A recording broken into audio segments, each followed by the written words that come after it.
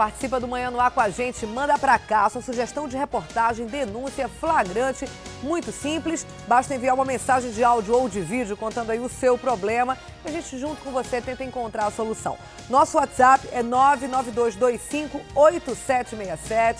Você também pode entrar na nossa página do Facebook e interagir com a gente. E hoje eu quero aproveitar aqui esse espaço para mandar um beijo todo especial para a família do Celso e da Keila. Eles são pais da Cássia e da Karina. Estão lá no Riacho Doce assistindo a gente. Beijão para vocês e obrigado por estarem sempre ligados aqui no Manhã no Ar.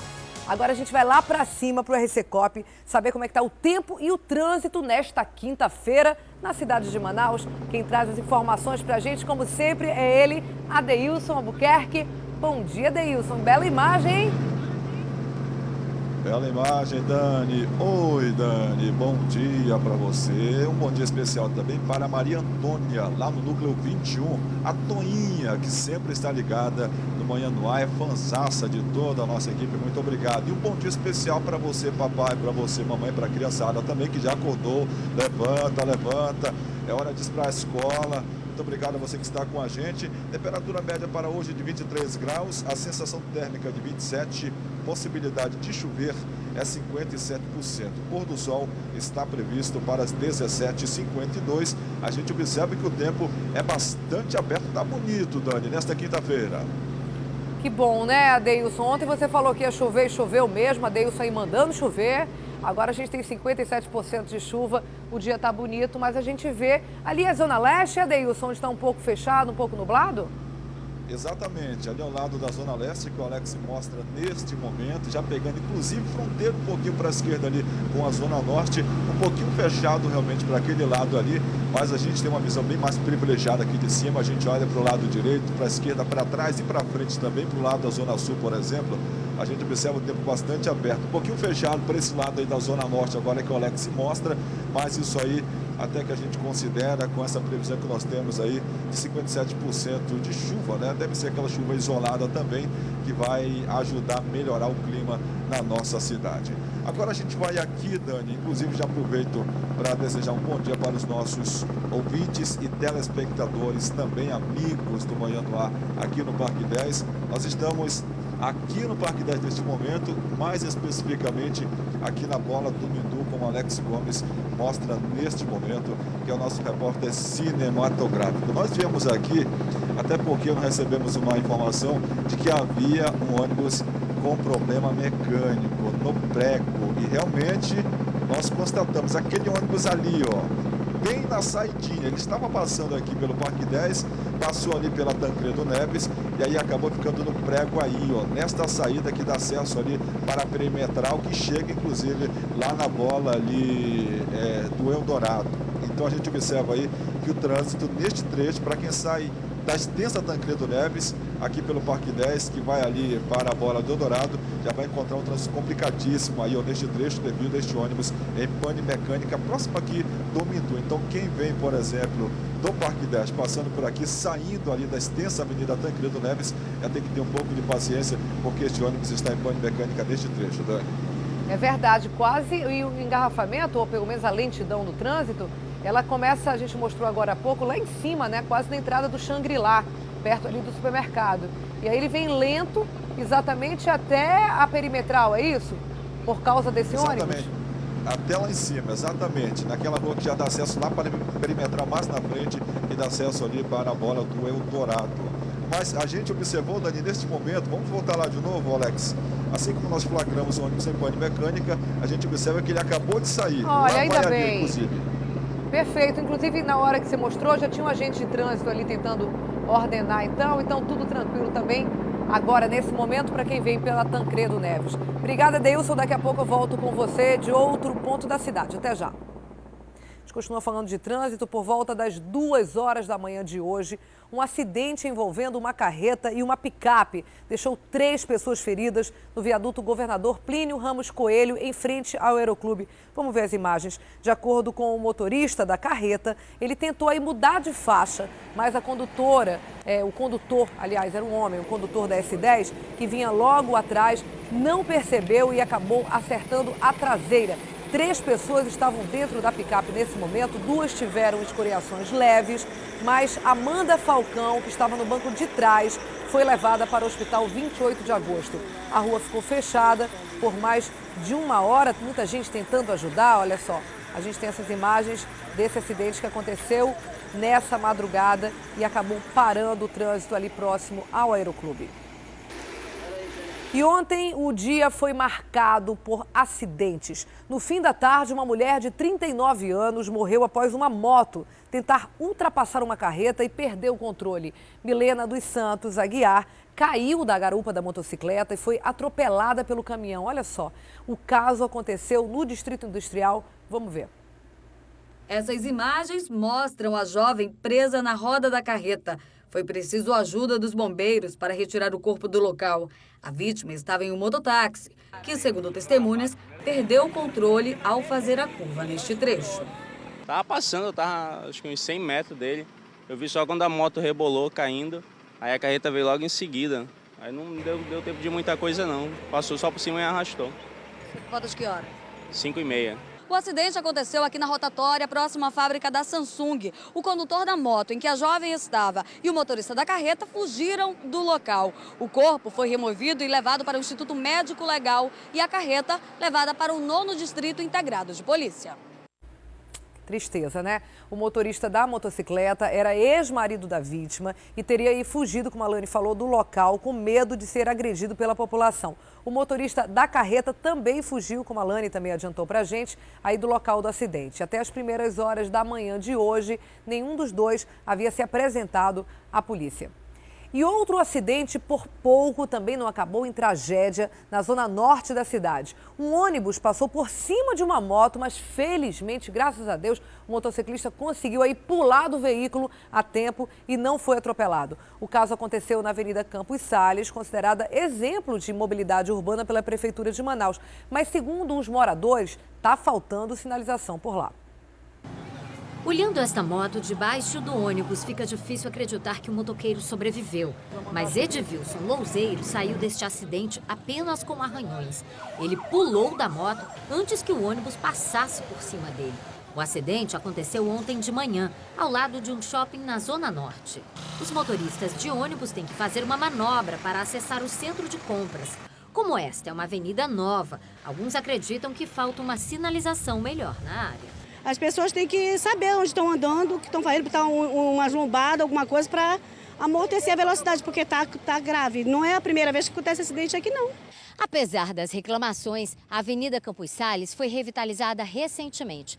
No plano de mobilidade da Prefeitura de Manaus, que vai ser encaminhado para a Câmara Municipal, esta avenida aqui aparece como exemplo. Tem até ciclovia. O problema é que esse progresso aqui não acompanhou as outras ruas que ficam próximas. Essa avenida liga, por exemplo, o Monte das Oliveiras ao bairro Santa Etelvina. E aqui no Santa Etelvina encontramos um exemplo bem pertinho de uma rua que precisa, e muito, de sinalização. Este cruzamento, a menos de 500 metros da nova avenida, é um outro ponto crítico. Na última segunda-feira, as câmeras de uma casa flagraram este acidente. E esse foi só mais um dos acidentes que aconteceu aqui, ó. Todo mundo passa em alta velocidade? Todo mundo. Todo mundo. A gente queria que fizesse uma sinalização aqui, né? Aqui não existe placa que indique qual é a via preferencial. Para que o risco seja reduzido, este morador acredita que a sinalização precisa ser instalada o quanto antes. A gente já mora aqui há muito tempo, né? E queremos uma sinalização, o pessoal respeita, né? Graças a Deus não aconteceu pior. Impressionante essa imagem, né? Sobre esse acidente do bairro Santa Etelvina, o Manaus Trans informou por meio de nota que a denúncia foi encaminhada à divisão de engenharia para que sejam tomadas aí as providências cabíveis. Em relação ao outro acidente, o Manaus Trans considera a sinalização adequada, mas o pedido aí da lombada vai ser analisado por eles. E o trânsito foi bem complicado na manhã de ontem até o início da tarde na zona centro-sul da cidade. Sabe por quê? Cerca de 100 taxistas fizeram um protesto em frente à Assembleia Legislativa do Estado. Eles queriam chamar a atenção do prefeito que estava ali na Casa Legislativa recebendo um prêmio. A categoria reivindica mudanças no projeto que muda a lei sobre a prestação de serviço de táxi aqui em Manaus. Vamos ver. O protesto iniciou por volta das 9 horas da manhã. Cerca de 100 taxistas fecharam 2 faixas da Avenida Mário Ipiranga Monteiro, dificultando o trânsito em frente à Assembleia Legislativa. A categoria discorda de vários pontos de um projeto de lei que regulamenta a prestação de serviço de táxi. O prefeito nos prometeu uma licitação e não disse nem dia, nem hora e nem quando. E nós tivemos várias reuniões com o seu Pedro Carvalho, tivemos 2 audiências públicas, reuniões na sala das comissões na Câmara Municipal, que estão nos levando com a barriga. Então hoje tem pai de família que estão perdendo seus empregos e nós só queremos que o prefeito venha e converse conosco. Segundo este outro taxista, não houve nenhuma consulta ao sindicato do processo de elaboração da lei. Eles fizeram o projeto, não consultaram o sindicato, nem chamaram a categoria para fazer o projeto junto. E aí colocaram o projeto e esse projeto está sendo empurrado goela abaixo para a categoria. E nós não aceitamos esse tipo de comportamento da prefeitura. Os taxistas queriam conversar com o prefeito, que estava recebendo uma homenagem na Assembleia. Eles não conseguiram entrar no prédio. Não está na minha mão, muito obrigado. Não está na minha mão essa decisão. Se a senhora não vai receber, bom, aí vai ser bom. Até agora ainda prometeu. Vai. Para Arthur Neto, a manifestação é válida, mas ele adiantou que em relação aos táxis lotação, nada vai mudar. Táxi lotação, que é uma reivindicação deles, nem pensar. Nem neste governo, nem em nenhum outro, nem nesta vida e nem na outra. Táxi lotação é impossível, é contra uma cidade que está se organizando. O que eu não vou arredar pé é de tirar placas de tubarões para entregar placas para motoristas humildes, aqueles que são explorados hoje. Esse é o meu objetivo e esse objetivo será cumprido. Essa ordenação aí de placas de táxi, ela tem que ser feita e não é de hoje, né? É um problema que perdura por muito tempo na nossa cidade e essa distribuição, justamente porque é uma concessão pública, ela tem que ser feita de uma maneira mais igualitária e justa. Vamos mudar de assunto, quase 8.000 multas de trânsito estão pendentes aqui na capital. Na maioria das vezes, os condutores nem sabem que cometeram aí alguma infração. Isso porque é preciso ficar muito alerta, todos nós precisamos ter essa atenção, mesmo que as cobranças não cheguem aí na sua, na minha casa. Existem outras formas de saber se a gente está ou não na lista aí de infratores do Manaus Trans e a gente não pode ser pego desprevenido não, a gente tem que ficar atento. Olha como é que faz. Carolina tomou um susto ao procurar o Manaus Trans e descobrir que tinha 6 multas no nome dela. O carro autuado é da empresa do marido, mas está registrado no nome da engenheira. Ela garante que nunca recebeu nenhuma notificação. Não recebi nenhuma notificação. Quando eu cheguei aqui no Manaus Trans, agora pela manhã, eles foram verificar no sistema e a justificativa é que a notificação, a primeira não chegou por insuficiência de endereço, o endereço está corretamente como é do meu comprovante de residência. Eu estou sendo penalizado, são mais de 20 pontos aí na minha carteira, sem eu ter realmente cometido numa infração e agora eu estou tendo que pagar por isso. O caso desse autônomo é parecido. Os Correios não entregaram notificação de infração. Já recebi a multa para fazer o pagamento. Eu estou tentando recorrer para solicitar o cancelamento dessa multa, justamente porque ela não cumpriu o prazo de 30 dias que eu tenho para fazer a defesa. E esses exemplos são comuns. 8.000 pessoas não sabem que foram multadas no trânsito porque nunca receberam as notificações. Os motivos são diversos, desde problemas com endereço até atraso na entrega da correspondência por conta da última greve dos Correios. Agora saiba que não é preciso esperar. Dá para saber se você foi multado ficando de olho no Diário Oficial do município. É isso mesmo, muita gente nem liga para esse tipo de publicação. Mas é aqui que são divulgadas todas as notificações pendentes. E o condutor precisa ficar atento aos prazos, porque uma vez com o nome publicado aqui, a multa já se dá por emitida. A publicação do Diário Oficial, ela já também assegura ao órgão autuador que ele está dando ciência ao condutor ou ao proprietário do veículo. A partir do momento que o agente lavra o auto, o órgão tem 30 dias para expedir essa notificação.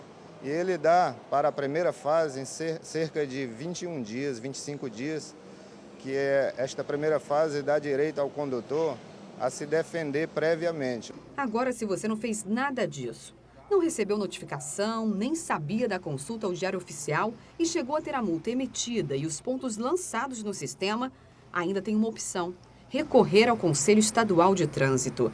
Esta é a última instância para recurso, o que não é muito comum.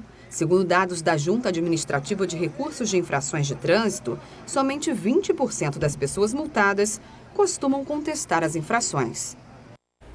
E sobre o atraso e a dificuldade de entrega nas notificações, a assessoria dos Correios informou que todas as entregas estão sim dentro do prazo, segundo eles, né? E que tudo já foi normalizado após a greve de setembro. O Ministério Público fez uma nova coletiva de imprensa sobre a Operação Cauchi, que desmontou um suposto esquema de corrupção em Iranduba. Novas revelações foram feitas ontem. Os promotores vão investigar também um esquema de distribuição de propina que existiria na Câmara dos Vereadores do município. 3 suspeitos já demonstraram interesse aí na delação premiada, que você sabe é aquela anulação ou diminuição da pena em caso de informações importantes sobre o processo. Um flanelinha e o caseiro do prefeito foram apontados pelo Ministério Público como laranjas nessa organização criminosa. Vamos ver. O chefe do grupo de combate às organizações criminosas apresentou novas informações sobre o esquema de fraudes em Iranduba.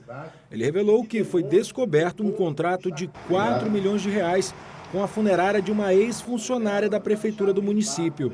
Ela era membro da comissão permanente de licitação, ela se afasta da comissão, monta a empresa e 10 dias depois que ela se afasta da comissão, ela já ganha a licitação para fornecer as urnas. A Operação Cauchi foi deflagrada nessa terça-feira.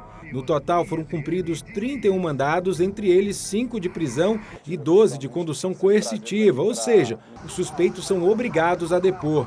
A maioria é funcionário público e empresário. 3 pessoas já manifestaram interesse no benefício da delação premiada. Mas ainda faltam ser ouvidos um empresário, um flanelinha e o caseiro do pai do prefeito Chinaike Medeiros.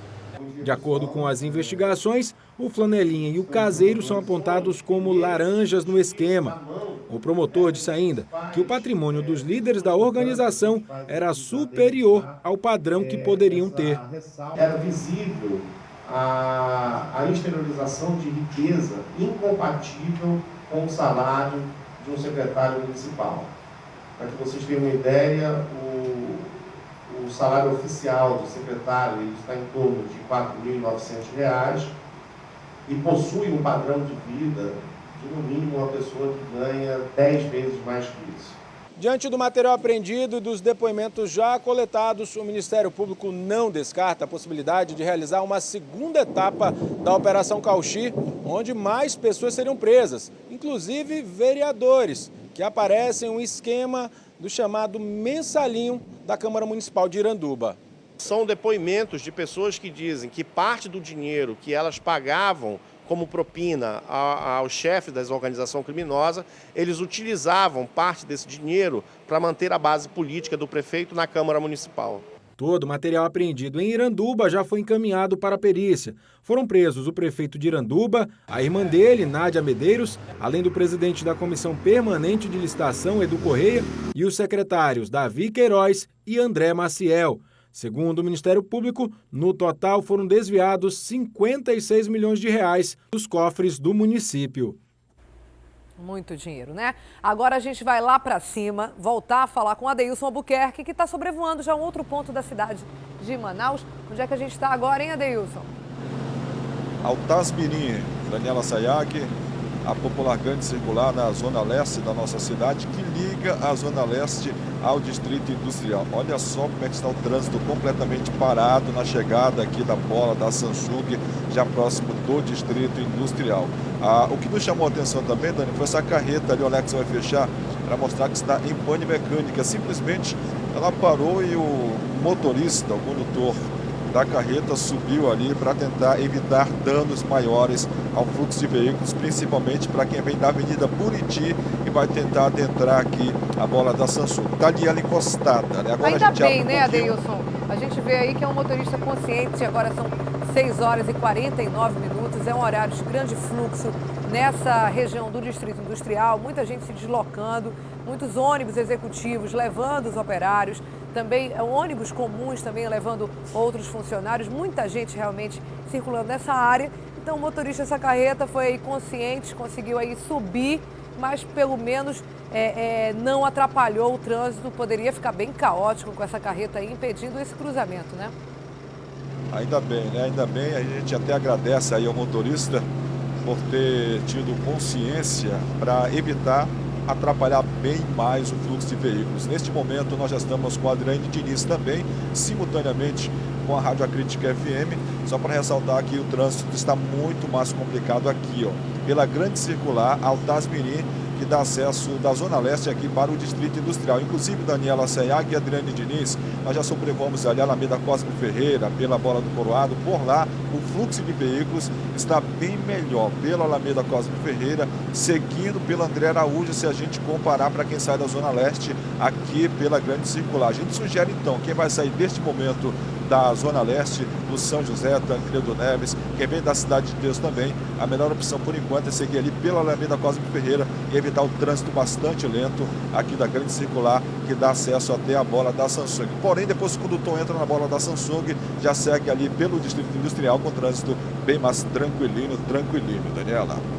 Obrigada, Adeilson Albuquerque. Daqui a pouco a gente volta com você, porque agora eu vou justamente lá para a rádio, né? A gente viu que o Adeilson estava simultaneamente na TV e na rádio, conversar com ela, com a Adriane Diniz, que também está ao vivo na 93.1. Adriane, estava com saudade de você. Bom dia. Bom dia, estou por aqui. Que bom, tudo bem? Tudo bem.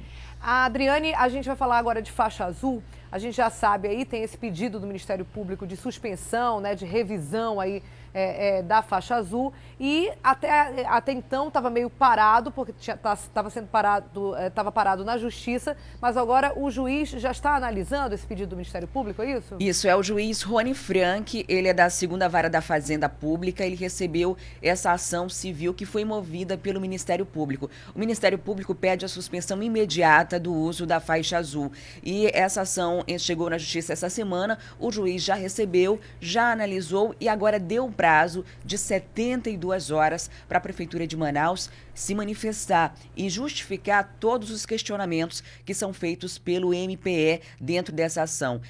O MPE questiona várias irregularidades que foram identificadas por eles e também através das denúncias de várias pessoas da entidade civil organizada que diziam que a faixa não estava no tamanho que deveria estar, dos usuários, que apenas parte é beneficiada e essa parte acaba sendo a minoria, porque apenas alguns ônibus estão adaptados, têm portas para parar nas plataformas do BRS e por isso eles tinham pedido a extinção dessa faixa até que a Prefeitura comprovasse, através de um estudo técnico ou até mesmo do plano de mobilidade que está sendo preparado, a real necessidade e principalmente a eficiência dessa faixa. Então agora a Prefeitura tem esse prazo de 72 horas para se manifestar, para dizer por que implantou as faixas e se elas realmente estão dando certo.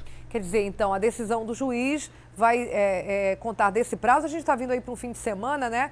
São 72 horas contando com esse fim de semana, Adriana? Não, 72 horas de dias úteis, né? Isso lá para quarta-feira eles têm que dar essa resposta agora na terça-feira, Daniela, tem que dar a resposta e dependendo do que a Prefeitura disser, é que o juiz vai tomar uma decisão. Ele está sendo cauteloso, ouviu o Ministério Público e agora quer ouvir a Prefeitura para tomar uma decisão definitiva em relação ao uso do BRS, das faixas azuis distribuídas pela cidade.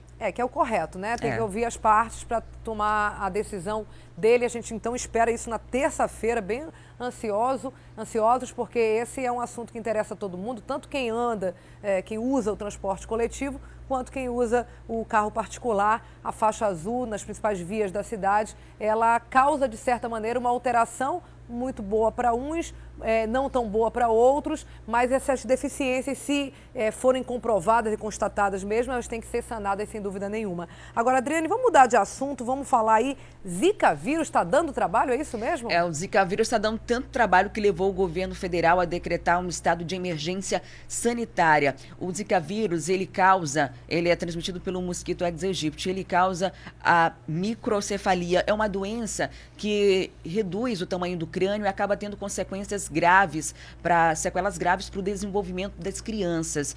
E lá no Nordeste tem acontecido muitos casos. Só em Pernambuco foram 140 casos, tem casos lá no Rio Grande do Norte, na Paraíba também, e o governo até agora não sabe por que esses casos estão acontecendo. Então decretou aí o estado de emergência sanitária, já enviou o Ministério da Saúde uma equipe para o Nordeste de médicos especialistas para tentar identificar o que está acontecendo por lá e por que esse vírus está tendo essa influência tão grande nas criancinhas, né? São os recém-nascidos. Inclusive, as crianças que têm nascido lá no Nordeste, principalmente nesses 3 estados, ali Paraíba, também no Rio Grande do Norte e em Pernambuco, eles estão passando por exames, tanto as pessoas que é constatado que eles estão doentes e as que não estão também, e também a família está sendo entrevistada para saber o histórico familiar, que outras doenças a família já teve, o acompanhamento no pré-natal, durante o parto, para tentar entender o que está acontecendo.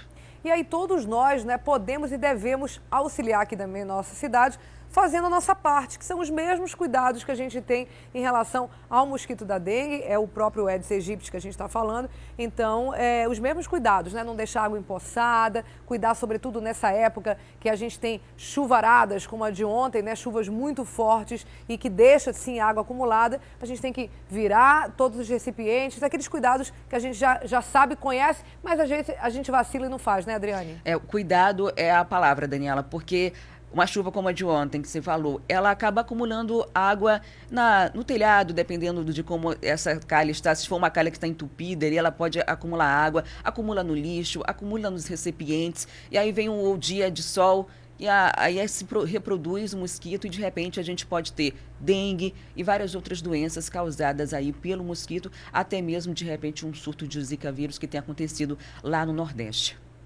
Adriane, muito obrigada. Uma grande quinta-feira para você, para todos os ouvintes aí da Rádio A Crítica. A gente se fala de novo amanhã. Vou falar de novo, tava com saudade, hein? Bom tê-la de novo aqui no Manhã no Ar.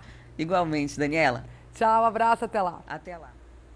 E como nós falamos ontem aqui no programa, um projeto do presidente da Câmara Federal, Eduardo Cunha, está causando polêmica em todo o Brasil.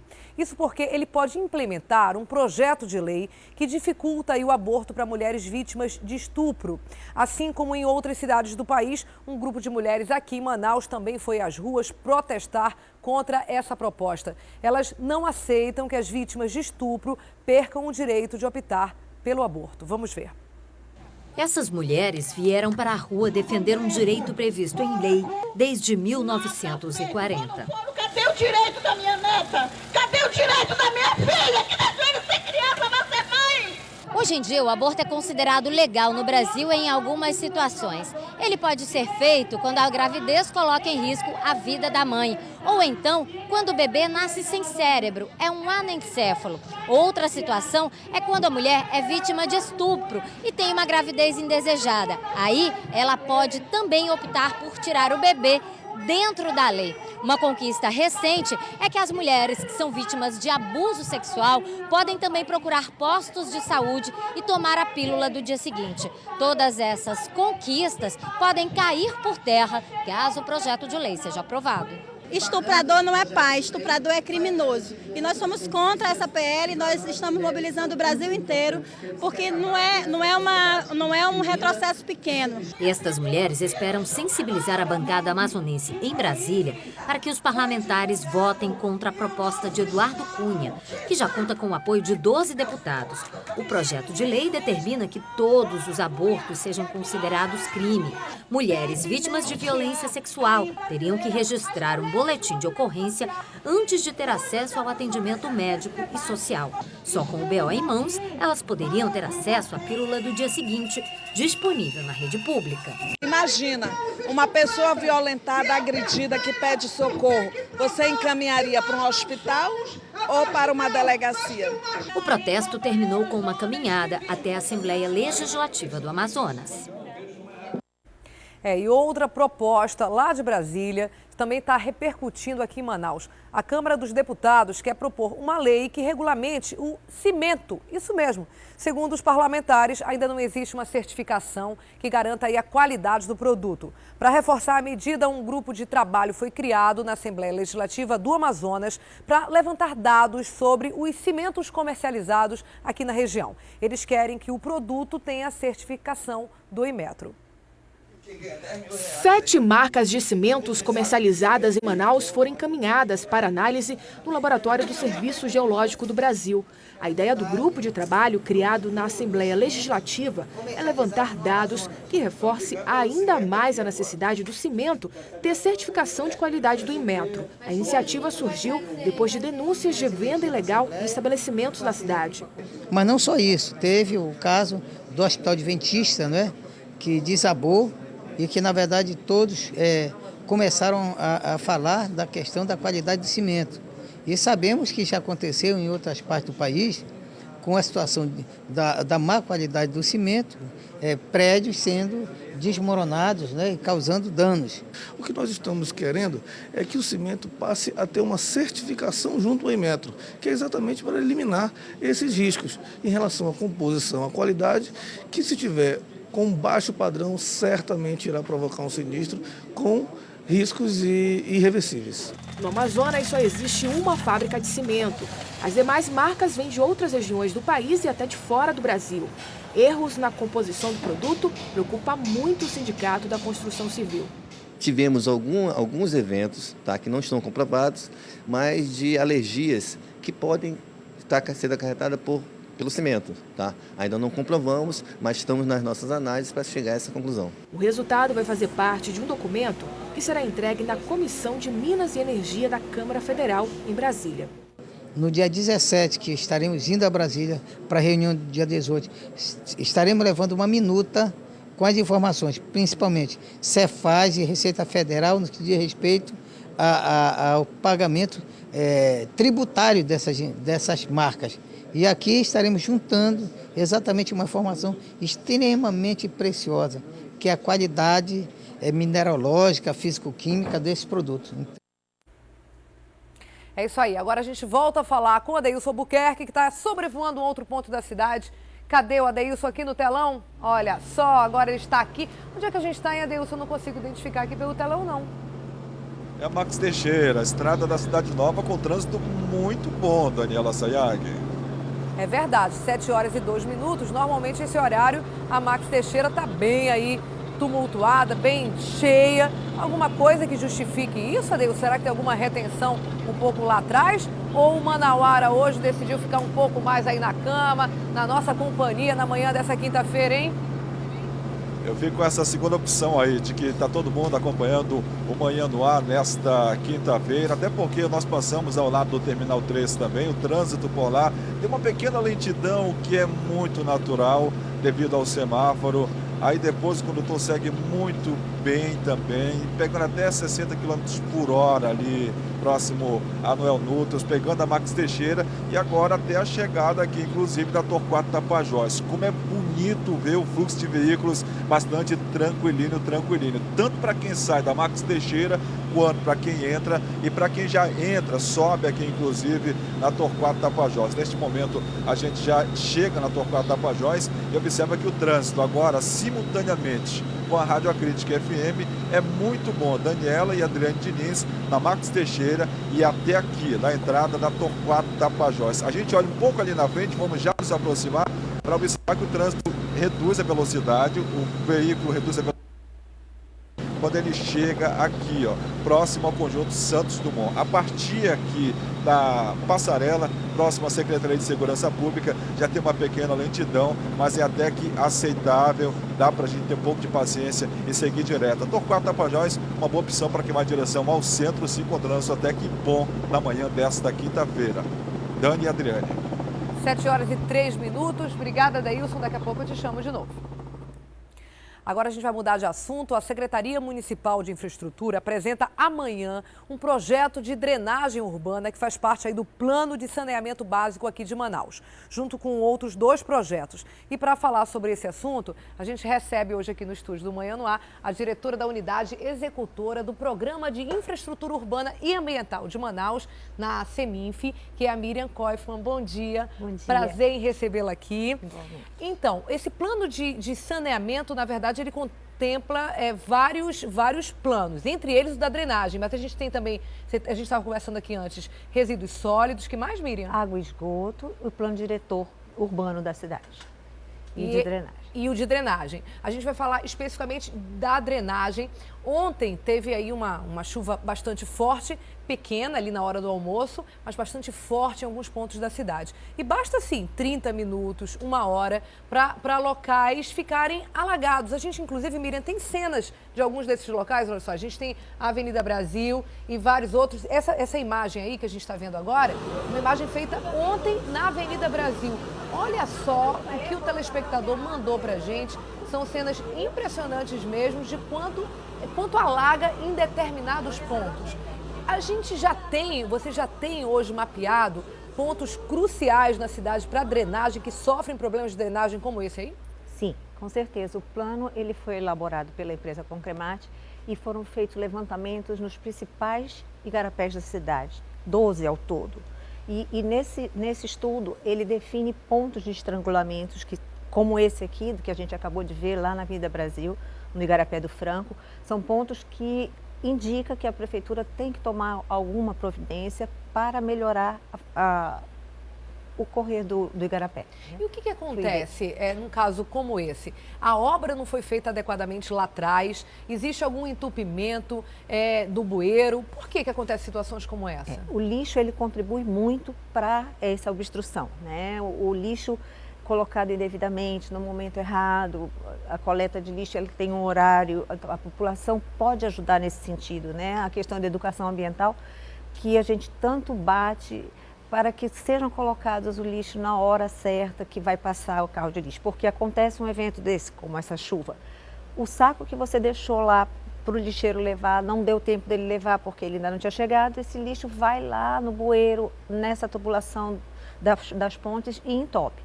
Fora isso, existem sim alguns dimensionamentos de bueiros e de galerias subdimensionados, porque foi feito há muito tempo e nunca foi refeito, né, para o volume de hoje.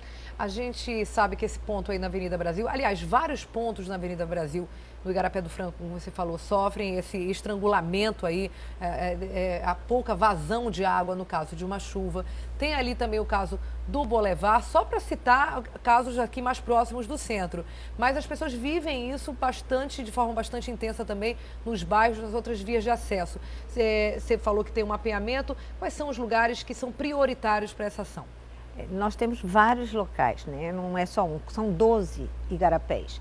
Cada igarapé desse foi mapeado, feito sessões da vazão, a questão do dimensionamento mesmo que hoje tem o igarapé e apontados locais onde devem ser feitas obras, pontes onde devem ser reformadas para poder aumentar a altura e o igarapé poder fluir tranquilamente. Então são vários pontos, eu não tenho hoje aqui para te dizer um ponto específico, mas amanhã, lá na audiência que vai ser realizada no Parque do Mindu, de 8 ao meio-dia, no anfiteatro do Parque do Mindu, vai ser mostrado ponto a ponto. O estudo ele vai ser todo explanado, para a população poder participar e entender o que é um plano diretor. Qualquer pessoa pode ir até o Parque do Mindu, falar do seu problema, da situação da sua casa. Ainda daria tempo para incluir, caso ele não tivesse? Ela levasse foto, imagens como essa, por exemplo? Ou ela apenas vai entender o que já está pronto ou ela pode contribuir ainda com informação? Ela pode contribuir e questionar, sem problema nenhum. É para isso que existe essa audiência pública, para que toda a população possa ter acesso ao que é o plano diretor. Não só as pessoas responsáveis, os líderes comunitários, mas, por exemplo, se na minha rua eu enfrento um problema como esse perto da minha casa, eu não preciso procurar o meu líder comunitário, eu posso ir direto lá? Pode, perfeitamente. Tem que levar alguma coisa? Foto, vídeo, ajuda? Ajuda, mas não é necessariamente porque a gente pode anotar o endereço direitinho e depois a gente fazer um estudo daquela área, qual é o problema que está acontecendo. O problema da drenagem, ela é decorrente da falta de infiltração da água da chuva no solo, por causa do impermeabilização da cidade, né? Quer dizer, da cobertura asfáltica. O que acontece é assim, quanto mais a gente tem terrenos mesmo, né? Sem concreto, sem o asfalto, a água da chuva consegue penetrar, vai lá para as águas subterrâneas, a gente sabe como é que funciona, é uma espécie de filtro natural. A partir do momento que a gente enche nossa casa de calçada, né? Coloca toda ali aquele calçamento de concreto, coloca ali um chão que não permite que a água entre. Acontece da mesma maneira do poder público, né? A partir do momento que não cultiva áreas verdes, né? Que pega aquilo e asfalta tudo para fazer uma quadra em vez de um campo, por exemplo, de chão batido. A água não tem para onde correr, acaba indo para o igarapé e acaba ficando acumulada nesse concreto. É assim que funciona, É assim Miriam? que funciona, é isso mesmo. É essa lógica. É essa lógica. Agora, como fazer também isso, né? Porque a tendência das cidades é ter cada vez mais calçamento. Como é que faz essa equação para, ao mesmo tempo, ter uma cidade urbanizada, com calçamento, com infraestrutura adequada, mas, ao mesmo tempo, fazer esse estudo para o escoamento da água?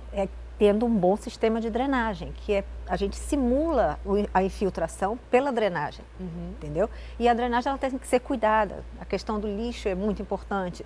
Ela precisa estar livre para que a água possa entrar pela drenagem e voltar para o rio, para poder ter a infiltração normal. O que a população pode fazer em termos de ajudar a fazer uma cidade melhor? A gente sabe que drenagem é uma questão de infraestrutura mesmo, de obra, mas todos nós podemos fazer um pouquinho, né? Não jogando lixo. Com certeza, eu acho que a principal ação do cidadão é tomar conta do seu lixo, né? Como eu disse, Manaus tem uma coleta diária de lixo. Poucas cidades do país têm essa coleta diária. Manaus possui essa coleta. E ela tem uma rotina que a população pode procurar saber qual é o horário. Prestando atenção, você vai saber que o caminhão de lixo passa naquele horário. E não deixar lixo fora daquele horário para não levar o lixo para a rede de drenagem, fazendo com que entupa e volte a água para sua casa. Como é que qual é o encadeamento que vai ser dado, a sequência que vai ser dada para o plano depois dessa audiência pública? Pois é, o plano aponta diretrizes para que o município siga. Dentro dessas diretrizes também existem legislações sugeridas. Nós já temos dentro do plano uma legislação em vigor que precisa regulamentar, que é a lei do Proáguas, que define mesmo que os grandes empreendimentos tenham tanques de retenção para que a água não volte na mesma hora, a parte impermeabilizada não deixe voltar direto para o bueiro e a gente não ter capacidade. Então, são sugestões que o plano dá para que o município melhore a drenagem da cidade. Vamos reforçar então o convite para as pessoas participarem dessa audiência pública. É amanhã no Parque do Mindu. Que horas, Miriam? De 8 ao meio-dia. Aí a pessoa pode chegar a hora que quiser. Sem problema. A entrada, obviamente, vai estar aberto o Parque do Mindu. Dá para aproveitar lá e curtir um pouco com a família, que é um ambiente tão agradável, o Parque do Mindu, né? Isso. Quem quiser, pode se inscrever antes ou vai direto? Pode se inscrever antes pelo site. Certo. Qual é o site? www.seminf.manaus.am.gov.br. Se não quiser se inscrever, vai direto. Lá no momento você vai fazer a inscrição, vai receber um crachá e vai participar da audiência. Eu conversei então com a Miriam Hoffmann. Eu agradeço muitíssimo a tua participação. A gente espera que realmente a gente tenha uma cidade mais ordenada, né? Porque é bom para todo mundo, mesmo para quem não usa aí normalmente os carros. Os carros, quando passam por esses pontos de alagamento, a gente fica até com medo, né? Com certeza. Saber se a água vai entrar, se o carro vai parar. Mas mesmo quem não faz esse tipo de uso, e principalmente quem mora perto desses pontos de alagamento, a gente sabe o transtorno que é na vida das pessoas. A gente espera que todo mundo possa ajudar a construir uma cidade melhor. Muito obrigada, Muito obrigada Miriam. também. A gente vai voltar a ver como é que está o trânsito direto do RC Coop. Fala, Deilson. Oi, Dani. Nós já estamos aqui na Avenida das Torres e, incrivelmente, nós já andamos aqui, fizemos um trajeto em toda a extensão da Avenida das Torres. A gente observa que o trânsito está muito, mas muito tranquilinho na manhã desta quinta-feira. É uma ótima opção tanto para quem sai da Zona Leste, para quem vem, por exemplo, ali da Alameda Cosme Ferreira em direção à Cidade Nova, quanto para quem vem da Cidade Nova em direção à Zona Leste da capital do Amazonas. Nós ficamos assim impressionados mesmo, porque é assim, é desta forma assim que a gente mostra, que o Alex Gomes mostra neste momento, que está o fluxo de veículos aqui na Avenida das Torres na manhã desta quinta-feira. Incrivelmente, o trânsito está tranquilinho na Avenida das Torres em direção ao Complexo Viário Gilberto Mestrinho. 7h14, até parece feriado, mas não é. Então, se você acha que vai chegar atrasado no seu trabalho, meu amigo, minha amiga, arranje outra desculpa, porque trânsito hoje não vai dar. Está muito tranquilo, a gente já sobrevoou vários pontos da cidade e a retenção praticamente nenhuma, um trânsito muito lento em alguns locais onde normalmente é insuportável, em lugares onde normalmente está com trânsito pesado. Hoje está tranquilinho, né, Adeilson? Tá sim, muito tranquilinho. Inclusive até o encontrão que a gente normalmente mostra, aquele trânsito carregado, pesado, tá bom. Tem aquela pequena lentidãozinha que é muito natural, até porque tem que esperar quem passa ali da Alameda Cosme Ferreira, mas está fluindo também aqui no encontrão que dá acesso ao Complexo Viário Gilberto Mestrinho nesta quinta-feira. O trânsito até que está belezinha, Dani. Valeu, Deilson, obrigada. Daqui a pouco eu te chamo de novo, hein? A Universidade do Estado do Amazonas realiza hoje e amanhã uma feira de negócios turísticos para expor aí produtos de comunidades do nosso estado. Olha só que bacana. O evento é de graça e acontece no Centro Cultural Povos da Amazônia. Nós vamos conversar agora com a repórter Thea Morel, que tem mais informações sobre o evento. Bom dia, Thea. Que tipo de produtos serão expostos por lá, hein? Bom dia, Daniela. Essa é uma boa oportunidade, né, para quem conhece pouco aquilo que é produzido nas comunidades indígenas para ter acesso a esses produtos. É claro que o artesanato é um dos produtos que mais chama a atenção de quem visita a nossa cidade e de quem também conhece pouco, né, o que é produzido pelos nossos indígenas. Mas fora isso, existem também algumas comunidades que vão estar lá, na verdade, expondo para mostrar que podem ser grandes atrativos turísticos. Estão abertas à visitação do público que ainda não conhece bem essas comunidades. Para falar um pouquinho sobre essa feira e sobre esses estandes, nós estamos aqui com a Márcia Raquel, que é professora, né, que é coordenadora da feira. Essa feira é gratuita, né, Márcia? Explica pra gente como é que vão funcionar esses estandes, né? Nós temos aí 6 comunidades que participam, 2 com artesanato, uma com produtos da floresta, né? Isso aí. Então, a proposta da Feira de Negócios Turísticos, essa edição, ela faz parte do 3º Colóquio Internacional de Turismo em Terras Indígenas e Comunidades Tradicionais. Então, por exemplo, nós, Manaus, estamos sediando esse evento em todo o Brasil. Então, qual é a proposta da universidade, do curso de turismo? Trazer essas comunidades para que elas possam expor seus produtos, os destinos, praias, a própria comunidade para receber esse turista, mas principalmente feito pelos alunos do curso de turismo da universidade, que visitaram, identificaram potencialidades e, do ponto de vista do marketing turístico, vão deixar para essas comunidades marca, banner, flyers, face, tudo à disposição deles para que eles possam utilizar isso da melhor forma possível. Então, Daniela, para a gente explicar, os alunos do curso de turismo visitaram esses locais, estão trazendo, no caso das comunidades, quem tinha artesanato para expor, no caso dos produtos da floresta, né? O que a gente chama de produtos da floresta que vai estar em exposição lá? O Produtos da Floresta faz parte do consórcio Sassaterê Maué, que tem uma repercussão internacional, então tem escama de pirarucu, guaraná e outros produtos que vêm da floresta que não seja só o artesanato. É importante salientar que eles já trabalham com turistas, já tem essa política de exportação dos seus produtos, mas que a feira junto com o colóquio, está trazendo essas comunidades como oportunidade para divulgar e, inclusive, gerar renda e emprego para eles, né, no povos da Amazônia. Bom, Daniela, e tem 3 comunidades, né? Isso é bem importante da gente citar, que ficam aqui pertinho, em Manaus e Iranduba, e que estão expondo, se mostrando, né? Depois de terem passado aí por essa avaliação dos alunos de turismo, como comunidades abertas à visitação. É a comunidade Bela Vista do Jaraqui, que fica aqui em Manaus, Lago do Acajatuba e a comunidade do Saracá, essas 2 últimas em Iranduba. São comunidades que já têm ali toda uma estrutura para receber os turistas, mas que são muito pouco conhecidas do nosso público e também dos visitantes que vêm aqui para o Amazonas. O turismo, que a gente sabe que é uma forma de renda sustentável, né? Mantém a floresta em pé e tão importante para essas comunidades ribeirinhas. Té, ainda falando aí sobre turismo, a Amazonas Tour abriu inscrições para um curso de agente de informações turísticas. O treinamento, a gente sabe, é também de graça e deve começar aí no início de dezembro. Explica pra gente quem que pode participar desse treinamento e como é que pode fazer aí para se inscrever. Olha, Daniela, esse treinamento é exclusivo para quem já trabalha com turismo, né? E aí a gente está falando daquelas pessoas que são operadores, mas que ainda não passaram por um tipo de treinamento mais técnico, que ainda não tem um tipo de diploma. Então, somente quem realmente já trabalha na área de turismo é que pode participar da seleção para fazer esse curso promovido pela Amazonas Tour. E aí, um outro detalhe é que menores de idade também não podem participar.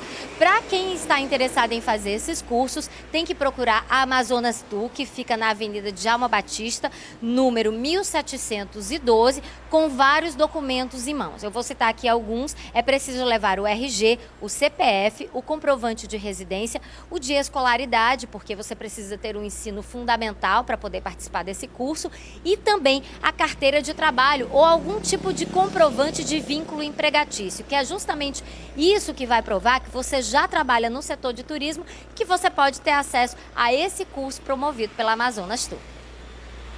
Obrigada, Té Morel, pelas informações. A gente espera realmente que as pessoas se inscrevam, né? Turismo é uma área tão legal para trabalhar. Agora, então, que é um momento também da gente buscar alternativas. Cursos como esse qualificam, sem dúvida nenhuma, e deixam as pessoas mais aptas para executar os seus trabalhos, conseguir uma boa vaga de emprego. Obrigada, Té Morel, pelas informações. Daqui a pouco eu volto contigo.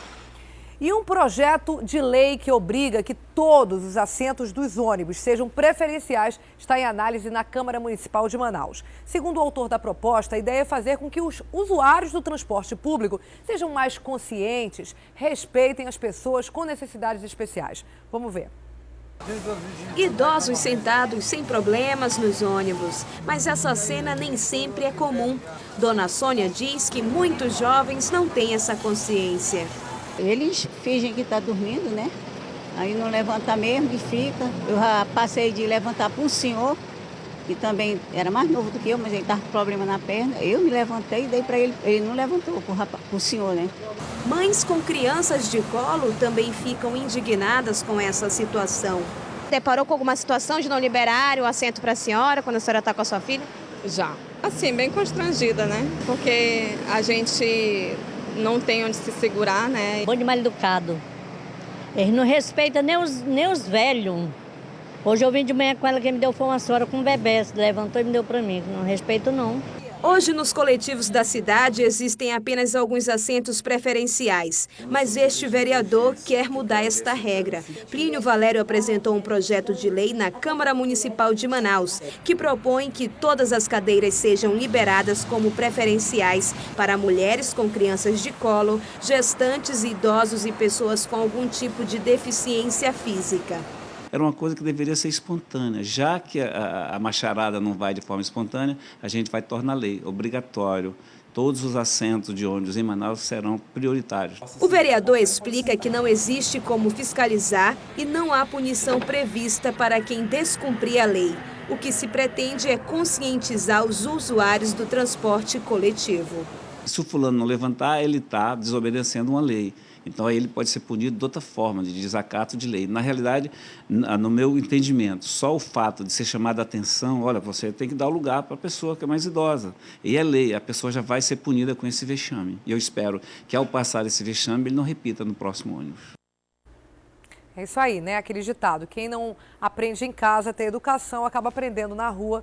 O ideal seria mesmo que as pessoas tivessem consciência ao ver uma pessoa que é idosa ou tem alguma dificuldade de locomoção, pudesse ceder esse lugar, que não fosse necessário usar aí da lei, da força, para que um ato de educação pudesse acontecer no nosso dia a dia, né? Agora a gente vai falar sobre casos de polícia com Márcio Azevedo. Ele traz informações sobre um assalto a uma loja que aconteceu na tarde de ontem no bairro do Crespo, onde um gerente foi feito refém. Vamos falar agora com ele ao vivo. Bom dia, Márcio. Como é que foi essa história, hein? Oi, Dani, muito bom dia para você que está conosco. Olha, essa história aconteceu aqui nessa loja de departamento onde nós estamos em frente, que fica aqui na Bola da Suframa, próximo ao Secomis. Ontem, por volta de 6h30 da tarde, segundo a polícia, 3 homens vieram até o local para cometer um assalto. Depois que cometeram o crime, saíram levando o gerente, um rapaz de 26 anos, que a gente não vai revelar o nome, obviamente, para garantir a integridade dele. Esse rapaz foi mantido refém dentro de um veículo Polo preto pelos assaltantes. No momento em que o carro saiu daqui, os funcionários ligaram desesperados para a polícia informando o ocorrido. Os policiais aqui da área inicialmente fizeram o cerco para tentar localizar esse veículo. Não conseguiram. A Rocan foi acionada, que é a unidade da Polícia Militar que geralmente age nesse tipo de situação. Começou a fazer patrulhamento pela cidade tentando localizar o veículo com as características. Na zona leste de Manaus, visualizou esse veículo próximo a uma agência bancária e começou a fazer o acompanhamento. No momento em que os integrantes do veículo perceberam que estavam sendo seguidos pela viatura da Rocan, deram um jeito de parar o carro. 2 dos 3 assaltantes conseguiram fugir, ficando apenas um terceiro que estava no banco de trás com a vítima. O assaltante que ficou com a vítima foi detido, levado à delegacia e a vítima libertada. Segundo a polícia, a vítima ainda foi obrigada a fazer saques nas agências bancárias e repassar esse dinheiro para os bandidos que acabaram fugindo com o valor sacado. O valor também não foi revelado pela polícia quando foi sacado, nem o que foi levado aqui da loja. Fato é que um dos 3 assaltantes já está preso. Agora a Polícia Civil vai investigar para tentar chegar a esses outros 2 que fugiram. O gerente já está em casa, está tudo bem, está tentando agora se recuperar desse susto que ele passou na tarde de ontem, depois do assalto aqui nessa loja, na Bola da Suframa. Dani. Ainda bem que acabou tudo bem, né? Que ele se recupere, porque realmente é um trauma, deve ser um trauma terrível, realmente. Obrigada, Márcio Azevedo, pelas informações. O assunto agora é economia. A restrição de crédito, a instabilidade do mercado e a inflação são alguns dos fatores da economia que impedem aí o consumidor de ir às compras, como a gente sabe. E com isso, gente, o setor de motocicletas, que é tão importante aqui para a gente, para o polo industrial de Manaus, é o que mais tem sofrido com essa crise. As vendas estão caindo desde 2011. A loja está vazia, vendedores ociosos. A cada mês, as vendas caem no mínimo 10% nesta loja de motocicletas. O perfil dos clientes mudou. Eles estão migrando para a moto à vista, né? Não estão querendo comprar mais as motos parceladas a longo prazo. Então estão trabalhando mais com cartão de crédito, menos parcelas. Outro problema é a restrição de crédito. Os bancos não estão liberando dinheiro para comprar motos. Só para se ter ideia, a cada 10 pessoas que chegam em uma loja, apenas uma consegue crédito para financiar o veículo. Por aqui, o jeito foi reduzir as metas de venda para se adaptar à situação econômica. A exigência hoje em certos modelos, por exemplo, moto de alta cilindrada, é menor. Porque o público hoje ele está de média a baixa cilindrada. O reflexo do comércio é sentido dentro das fábricas. Se a gente comparar com o mês passado, essa redução chega a 12%. Se a comparação for feita com o mesmo período do ano passado, chega a quase 30%. E é claro que esses números influenciam as vagas do mercado de trabalho. Na maior fábrica do polo industrial de Manaus, desde 2011, não há novas contratações. Em 4 anos, 4.000 vagas foram fechadas. Esta fábrica se preparou para produzir 2 milhões de motos este ano, mas viu aos poucos as expectativas serem frustradas. Esse ano, se a gente fechar com 1.030.000, eu acho que nós estamos sendo até otimistas. E as previsões são desanimadoras. Para este economista, os números devem continuar baixos no ano que vem. A instabilidade econômica deixa o consumidor inseguro e sem poder de compra. Olha a dúvida de um pai de família de 4, 5 filhos se vai poder comprar o leite para a criança, né? Ele evidentemente que ele bloqueia a tentativa de compra de troca da motocicleta ou de troca do carro, etc. E deixa para segundo plano. É isso aí, não está fácil para ninguém, não. Vamos mudar de assunto agora. Quando a gente pensa em casa dos sonhos, vem logo aquela vontade aí de mobiliar, decorar, fazer tudo diferente, tudo novo, né? E para agregar comodidade, praticidade e melhor utilização dos espaços, muita gente recorre, sabe o quê? A móveis planejados. Esse tipo de serviço tem ajudado a deixar espaços cada vez menores, né? Mais confortáveis. O espaço é pequeno, a gente coloca aí um móvel planejado e consegue até fazer com que ele aumente um pouquinho, fique mais funcional. Vamos ver só essa reportagem. Francisco realizou o sonho esse ano, comprou um apartamento. O meu sonho sempre foi ter uma casa própria, né? E sempre eu prometi para mim que no dia que eu conseguisse eu ia me dedicar ao máximo, porque eu queria o meu bem, né, por eu já ter trabalhado muito. Procurei fazer o melhor e continuo procurando fazer o melhor. Para concluir o projeto, ele pesquisou e decidiu comprar móveis planejados. Esse apartamento tem 45 metros quadrados e, com a ajuda do projetado, foi fácil ocupar todo o espaço. Aqui, a área de serviço fica junto com a cozinha. Os armários guardam material de limpeza, mantimentos e, para ganhar mais espaço ainda, a máquina de lavar, o fogão e o micro-ondas foram embutidos no projeto. O objetivo era nós ganharmos o máximo de espaço possível. Eu queria uma coisa bem feita, bem, né, que me atendesse à minha necessidade. Daí eu opinei pelo projetado. Não é só Francisco que tem optado por planejar os próprios móveis. Com ambientes cada vez menores, comprar um armário ou uma estante ficou mais difícil. Afinal, os tamanhos nem sempre cabem nesses espaços. E para atender essa demanda, os empresários tentam se adaptar aos clientes. Mais de pessoas com apartamento, né, tem nos procurado muito, mas é por cozinha, né? Porque as pessoas, a gente sabe hoje como é que está a situação, então o que eles optam por como? Eles fazem a cozinha e num quarto compram um roupeiro já pronto, né? E algumas outras coisas prontas, mas optam sim por cozinha. Os móveis são fabricados do zero, de qualquer tamanho e modelo. E é essa versatilidade que atrai os consumidores. Nesta empresa, o projeto varia de R$3 a R$7 mil, dependendo do espaço, cor e do modelo. Como é produzido aqui por nós mesmos, né? Nós temos essa marcenaria, né? E a vantagem de tudo isso é que também o valor é mais em conta. A gente trabalha com cliente A, com cliente B, com cliente C. De acordo com a procura do cliente, nós fazemos o projeto. Se o cliente optar por fazer todos os ambientes, o desconto pode chegar a 30%.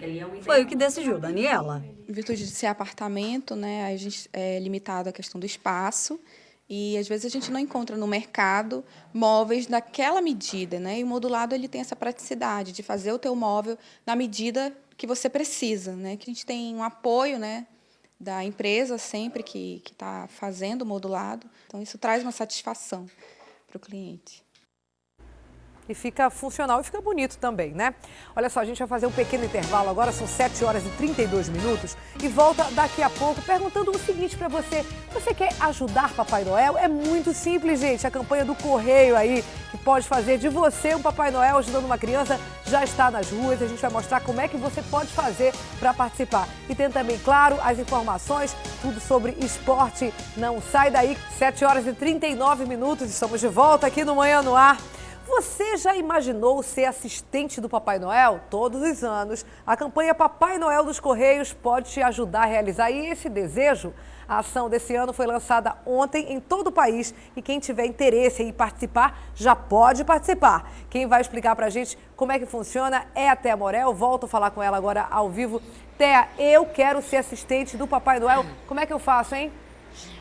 Eu também, Daniela. Quase todo ano eu tento participar da campanha. Bem, é muito fácil. É só chegar em uma agência de correios, escolher uma das cartinhas que estão expostas lá e adotar essa cartinha. E se você quiser, pode adotar inclusive mais de uma carta, né? Essas cartas, elas são entregues aos correios todos os anos por crianças, são selecionadas por região, ou seja, você só vai encontrar cartinhas aqui do Amazonas e você vai poder adotar essa cartinha, comprar o presente, entregar na agência do correio, porque esse presente vai ser entregue realmente pelos carteiros. Essa é uma forma que se tem de ajudar Papai Noel, né? De funcionar como assistente de Papai Noel aqui no Amazonas é muito importante, porque a gente sabe que a gente tem distâncias muito grandes entre os municípios e entre as comunidades e nem mesmo o Papai Noel consegue chegar em todas elas. Mas com a ajuda dos correios, o presente chega, porque as crianças, em geral, já estão acostumadas a escrever aquela cartinha. Para as crianças que querem participar também,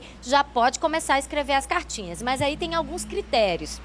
Essa cartinha precisa ser escrita à mão, precisa ser escrita pela própria criança, né? E precisa ter um endereço completo. Até porque é com esse endereço completo que a criança vai poder receber o seu presente em casa, entregue pelos correios. Para quem pensa em ser assistente de Papai Noel, você pode ir até uma agência até o dia 15 de dezembro. Essa iniciativa é muito boa, porque a pessoa, de alguma maneira, assume ali um compromisso, né? Se por acaso você adotar uma cartinha e deixar de comprar o presente, infelizmente aquela criança deixa de receber o presente. Mas nos últimos anos essa iniciativa tem ajudado muita gente a realizar o seu sonho. Só para você ter uma ideia, nos últimos 3 anos foram 2.900.000 pedidos que os Correios receberam e 1.500.000 foram atendidos pelos assistentes de Papai Noel. É uma boa oportunidade de você participar. Para as crianças também é uma boa oportunidade de treinar a caligrafia. Lembrando para as crianças que querem receber presente, que até onde eu sei, né, Daniela, Papai Noel ainda não recebe e-mail. Então, vamos começar a escrever essa cartinha para ver se ganha o presente no Natal. Não recebe e-mail, não está ainda muito nessa era tecnológica, não tem que escrever a cartinha mesmo. E é muito legal porque às vezes a gente quer ajudar de alguma forma, sobretudo nessa época de Natal, tem todo esse espírito de Natal e a gente não sabe como fazer, né? Às vezes não conhece nenhuma criança, enfim, não sabe como fazer.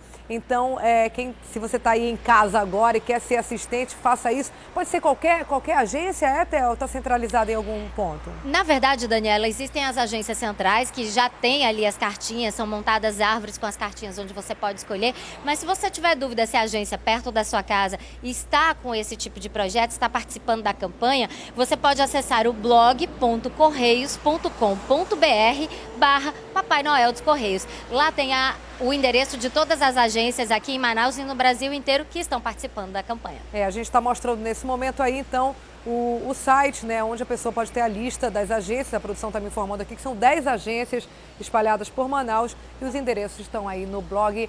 Obrigada, Té Morel. Grande quinta-feira para você. Até amanhã. Até. Tchau, tchau. Porque agora a gente vai falar de esporte com a Carol Queiroz, que já está nos esperando lá no estúdio do Craque na TV aqui, ó. E agora conversa com a gente no Manhã no Ar. Elegantíssima, como sempre. Bom dia, Carol. Obrigada, Dani. Bom dia, tudo bem? Tudo bom.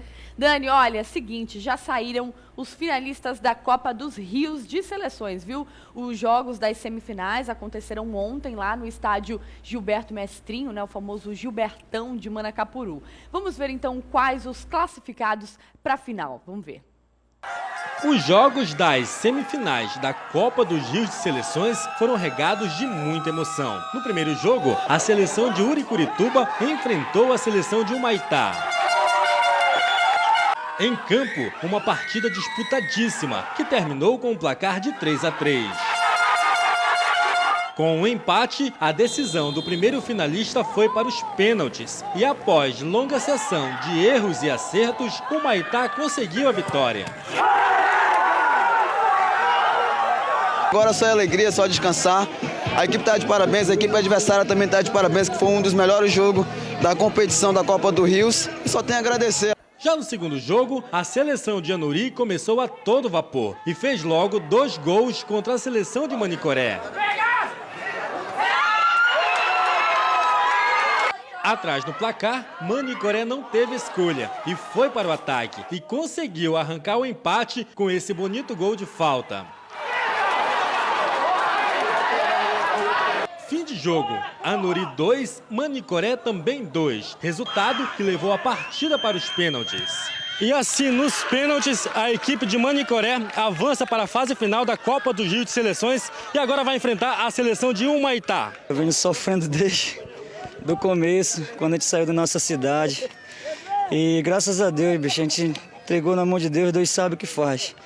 E a gente saiu desacreditado da nossa cidade, mas conseguimos, esse grupo merece.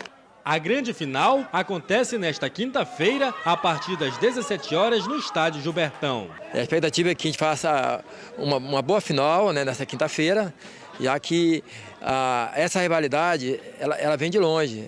São seleções do Madeira, então acredito que vai dar tudo certo e o torcedor vai estar aqui presente para prestigiar esse grande jogo.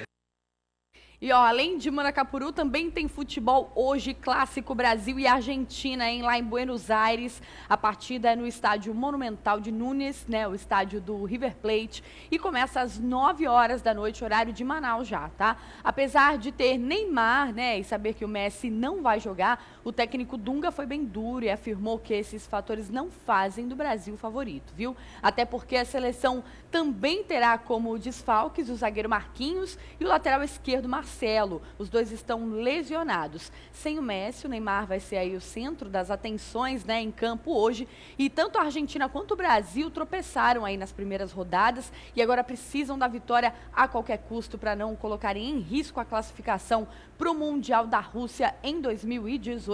Essas informações você encontra também lá no portal A Crítica, a página do Craque, tudinho para você ficar bem informado. Agora a gente vai mudar um pouquinho de assunto, vamos falar de luta, viu? O Jungle Fight é o maior evento de MMA do Brasil e da América Latina também, né? Muitos amazonenses já brilharam na competição e em dezembro é a vez de Paulinho Capoeira, que é de Parintins, amazonense de Parintins, nosso representante também, subir ao octógono do Jungle. O começo era assim.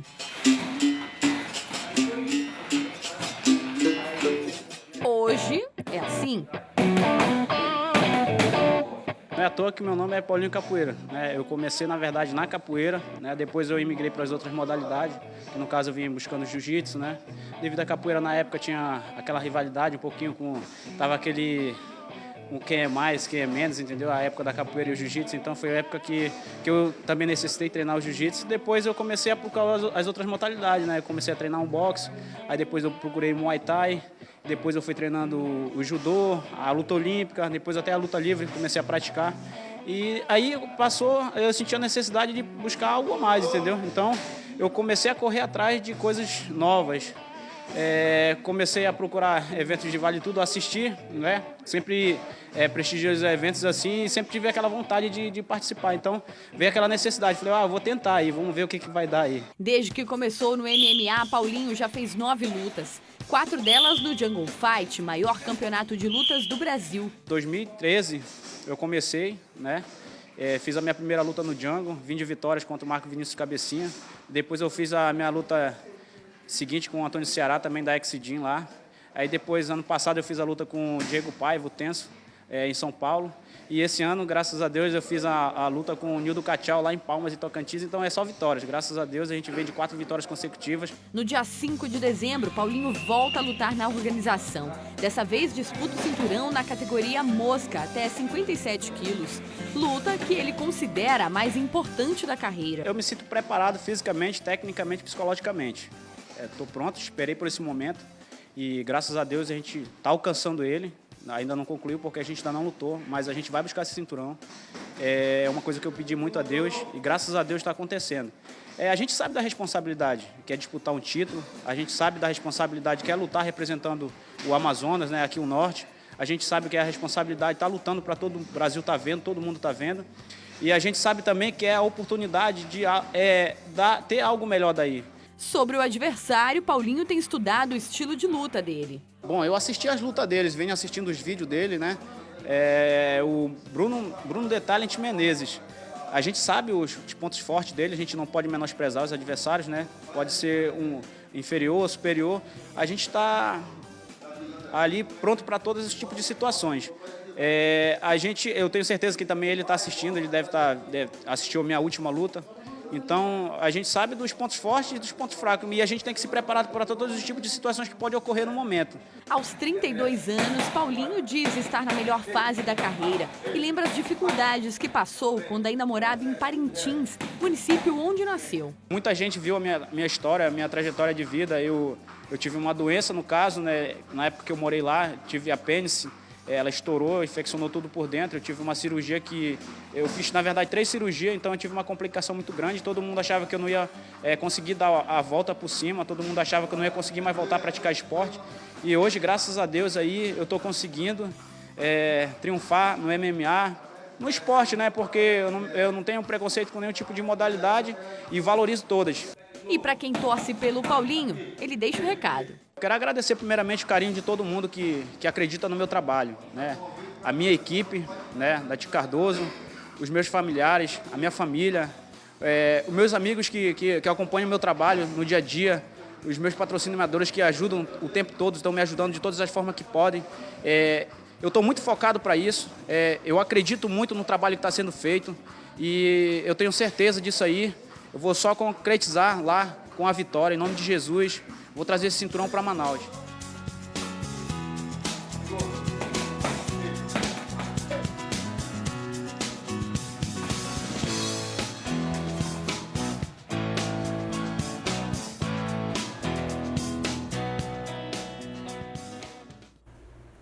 Olha só, o Paulinho Capoeira, né, experiente aí no Jungle Fight, já lutou algumas vezes, agora voltando para o evento para disputar o cinturão Jungle Fight, que é um evento grande, né, Dani, que já revelou muitos talentos aqui do nosso Brasil na luta, viu? E que amazonenses e paraenses têm um destaque bastante grande, né? Eles têm sempre os nomes ali.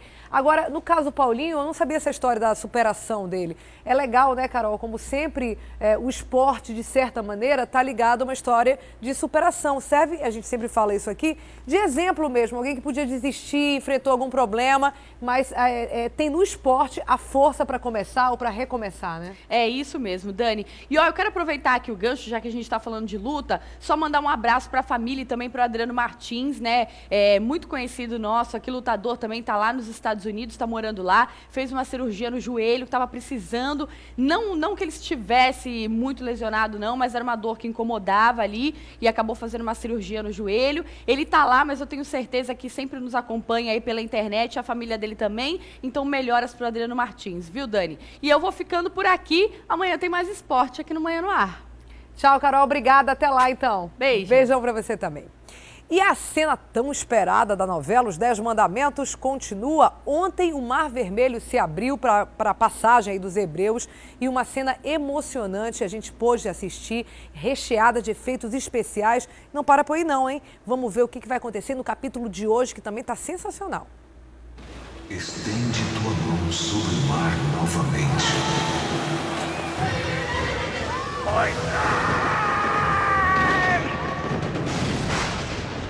É muito triste essa tragédia que o faraó provocou. Cadê o exército que foi com ele atrás dos hebreus? Perdi a guerra. Os meus soldados. Perdi tudo. Ramsés voltou, Caroma. E onde está Ikeni? O que aconteceu com meu marido? Hoje às 8h30, horário aqui de Manaus. Agora vamos ver assuntos que vão deixar a gente bem informado para essa quinta-feira. Vamos lá. O que está acontecendo? Terceiro sorteio da campanha Nota Fiscal Amazonense hoje, gente, no Procon, aqui na Avenida André Araújo, no Aleixo, 11 da manhã. Informações, detalhes aí pelo NF Amazonense, que é Nota Fiscal Amazonense, www.nfamazonense.cefaz.am.gov.br. São mais de 130 mil participantes e eles vão concorrer aí a prêmios que valem de 5 a 30 mil reais. Durante o sorteio também será apresentada a nova versão do aplicativo da Nota Fiscal Amazonense, que já está disponível aí para celulares que tem o sistema Android. Esse aplicativo vai tornar mais fácil a consulta das notas fiscais, bilhetes e prêmios, além de ser possível, lógico, fazer aí denúncias e acompanhar também a apuração.